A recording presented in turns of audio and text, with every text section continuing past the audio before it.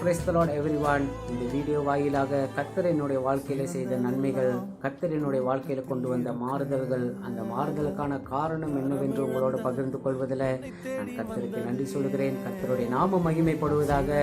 கடந்த 5 வருடத்துக்கு முன்பதாக, அதாவது 2020 முன்பதாக ரட்சிக்கப்பட்ட வாழ்க்கை, சபையில பொறுப்பில் இருந்தேன், சபை லீடராக இருந்தேன், ஊழியம் செய்து கொண்டிருந்தேன். ஆனாலும் என்னுடைய தனிப்பட்ட ஒரு சில முடிவுகளால சபையை விட்டு நானே விலகி போனேன், ஊழியத்தை விட்டு போனேன்.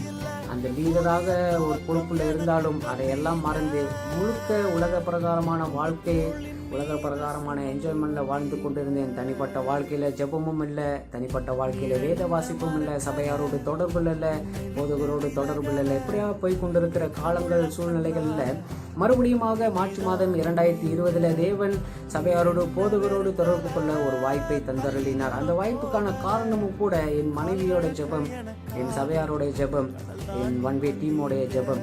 இந்த ஜெபத்தின் நிமித்தம் நான் மறுபடியுமாக சபையாரோடு வந்து இணைய தேவன் எனக்கு ஒரு வாய்ப்பை தந்தருளினார்.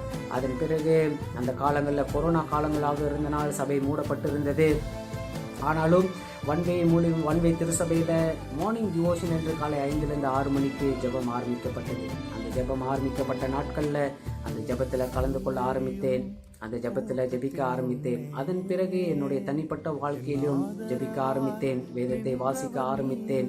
எந்த பொறுப்பை எல்லாம் நான் உதாசீனப்படுத்தி போனேனோ, எதையெல்லாம் நான் விட்டு ஓடி போயினோ, அதையெல்லாம் தேவன் மறுபடியுமாக எனக்கு தந்தறினார். இன்றைக்கு என்னுடைய சபையில நான் மறுபடியும் ஒரு லீடராக நின்று கொண்டிருக்கிறேன், பிரசங்கம் பண்ண ஆரம்பித்திருக்கிறேன். இன்றைக்கு உங்கள் முன்பதாக பேசிக் கொண்டிருப்பதற்கு காரணமும் கூட தேவனுடைய கிருபை, ஜெபம் தான். என்னுடைய வாழ்க்கையில இந்த 5 வருடத்துல தேவன் கற்றுக் கொடுத்த மிக முக்கியமான ஒரு காரியம், ஒரு பாடம் என்னவென்றால், தனிப்பட்ட வாழ்க்கையில ஜெபம் ரொம்ப ரொம்ப முக்கியமான ஒன்றாக இருக்கிறது. கடந்த 5 வருடத்துக்கு முன்பதாக என்னுடைய வாழ்க்கை சூழ்நிலைகள் உலக பிரகாரமாக இருந்தாலும் அந்த சூழ்நிலையிலும் அநேக கஷ்டங்கள், பிரச்சனைகளை நான் கடந்து சென்றேன். ஆனால் அதற்கான தீர்வுகளும் எனக்கு தெரியல, அதற்கான வழிகளும் எனக்கு தெரியல.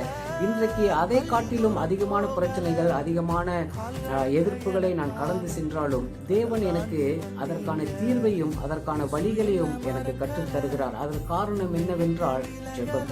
நாம் ஜெபிக்கும் பொழுது தேவனோடு ஒரு நல்ல தொடர்பில் இருப்போம், நல்ல உறவில் இருப்போம். அந்த உறவில் இருக்கும் பொழுது தேவன் நமக்கு உண்டான எல்லாவற்றையும் அவர் செய்து தரக்கூடியவராக இருக்கிறார். அவர் நம்மை மேன்மைப்படுத்துவது மட்டுமல்ல, அதற்கான வழிகளையும் காட்டக்கூடியவராக இருக்கிறார். நாம் ஜெபிக்க ஆரம்பிக்கும் பொழுது என்னுடைய வாழ்க்கையில தேவன் கற்றுக் கொடுத்த மிக முக்கிய காரியம் என்னவென்றால் ஜெபம்.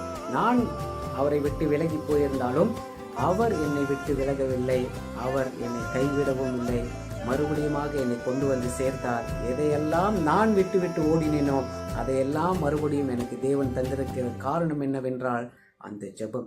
அந்த ஜெபம் இருக்கும் வரை நாம் யாராலும் அசைக்கப்பட மாட்டோம். நம்முடைய வாழ்க்கை மேன்மையாக இருக்கும், நம்மளுடைய வாழ்க்கை சிறப்பாக இருக்கும். ஜெபிப்பவர்களாக இருப்போம். இயேசு கிறிஸ்துவை பிடித்துக் கொள்வோம், இயேசு கிறிஸ்துவை மட்டும் பிடித்துக் கொள்வோம். கர்த்தர் உங்களை யாவரையும் ஆசீர்வதிப்பாராக. தேங்க்யூ. God plus.